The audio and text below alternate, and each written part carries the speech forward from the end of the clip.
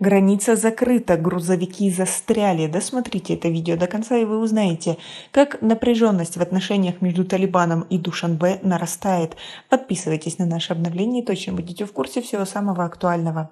Отношения между пришедшими к власти в Афганистане талибами и соседним Таджикистаном в последние недели стали еще более напряженными. В ходе последнего инцидента талибы закрыли границу с Таджикистаном и захватили десятки таджикских фур, перевозивших товары в Афганистане. Дильшот уже больше недели не может покинуть Шерхан-Бандара, речной порт вдоль северно-восточной границы Афганистана с Таджикистаном. Он, как и десятки других водителей грузовиков из Таджикистана, в начале месяца перевозили уголь в Афганистан. Однако талибы не дали водителям вернуться в Таджикистан, закрыв 10 мая границу. «Мы не можем никуда уехать», — говорит Дильшот корреспондентам, добавляя, что талибы запретили мужчинам покидать транспортные средства. По словам Дильшада, около сотни таджикских грузовиков застряли на отдаленном пограничном переходе. Другой дальнобойщик сказал, что талибы позволили некоторым водителям пересечь границу, захватив их грузовики. «Они велели нам оставить грузовики, а затем разрешили вернуться домой», — добавил он. Закрытые границы, захват таджикских грузовиков — очередной признак растущей враждебности в отношениях между центральноазиатским государством и радикально настроенными властями Афганистана. Таджикистан — единственная соседняя страна, которая в августе открыто выступила против возвращения Талибана к власти в Афганистане, назвав движение боевиков угрозой региональной безопасности. Более того, поступали сообщения о том, что Душанбе принимает у себя некоторых лидеров фронта национального сопротивления антиталибской группы, состоящей в основном из этнических таджиков из Афганистана, или поддерживает с ними контакты. Таджикистан опроверг эту информацию. После захвата власти талибами Таджикистан провел военное учение у 1300-километровой границы с Афганистаном вместе с войсками членов возглавляемой Россией Организации договора о коллективной безопасности. Талибан разместил около 4000 боевиков вдоль всей границы с Центральной Азией. Представители движения настаивают на том, что этот шаг будет способствовать региональной стабильности. Однако соседи Афганистана на севере отнеслись к этому скептически.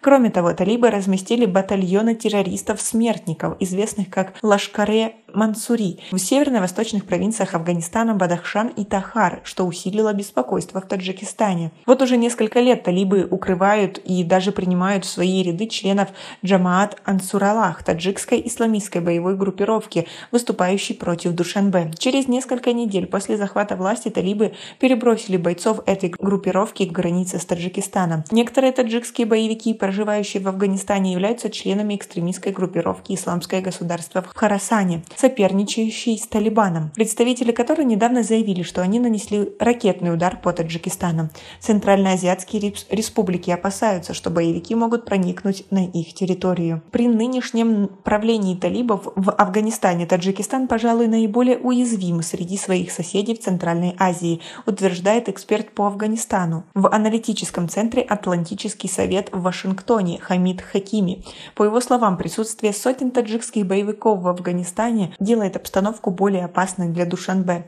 Неспособность талибов управлять или охранять границы с соседями Афганистана представляет собой особую проблему для правительства Таджикистана, которое в течение последних 20 лет в основном сотрудничало с афганскими пограничными силами, отмечает Хакими. А как вы относитесь к такой ситуации на границе? Как вы думаете, ее можно решить? Свои ответы напишите нам, пожалуйста, в комментарии. Движение «Талибан» пытается позиционировать себя как группа, представляющая всех афганцев. Однако в правительстве талибов преобладают представители духовенства из этнических пуштунов. Высшее руководство Талибана не спешит открыто разрывать отношения с Душанбе.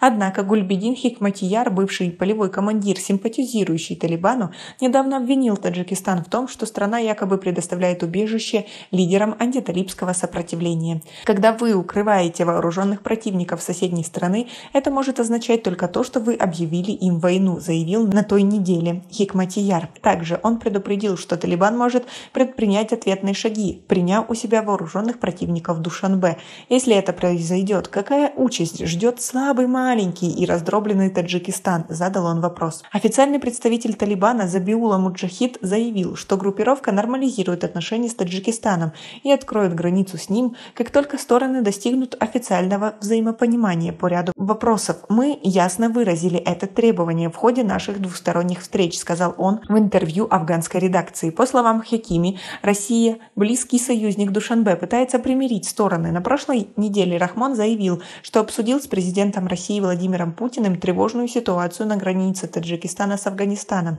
Талибан не в состоянии оплатить расходы, связанные с трансграничными столкновениями, которые вынудят Москву помочь Таджикистану, считает Хакими. А как вы думаете, как будет развиваться ситуация в ближайшее время? Свои ответы напишите нам, пожалуйста, в комментарии. У нас пока на этом все. Оцените наше видео подпиской и лайком. До скорой встречи!